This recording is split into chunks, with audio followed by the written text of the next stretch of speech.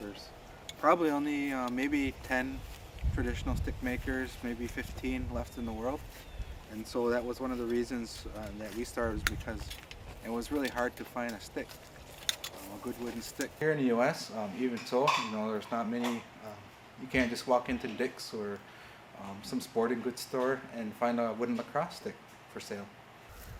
You're a good player if you can play with any stick. I mean, if you can play with a wooden stick or a plastic stick or any stick that's given to you, that's what really truly makes you a good player. We're doing what's called a back bend. So this is your top bend here, and this is the back bend. And so we steamed that on this little steamer.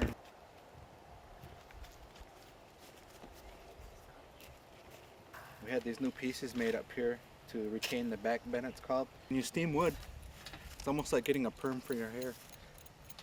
The steam breaks the bond within the wood, and then we bend it, and then we tie it closed, and then as it dries, it reseals the natural bonding in the wood, so it retains that shape that you give it.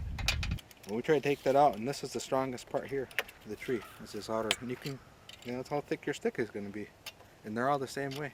They're all that same thickness. And when we bend it, this is another trick we learned, we leave the bark on.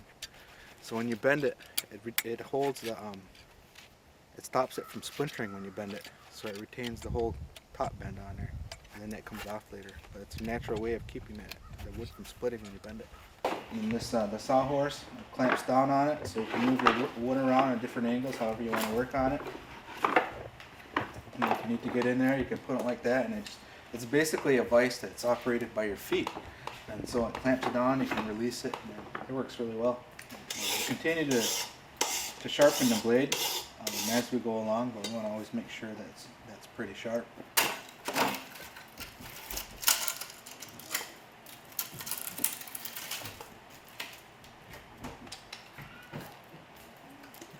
Cut down a little tiny strip to fit it through the holes. So it'll be about 2 inches long for each side. I'm using an X-Acto knife. These are pretty sharp. I've cut myself at least 100 times on these.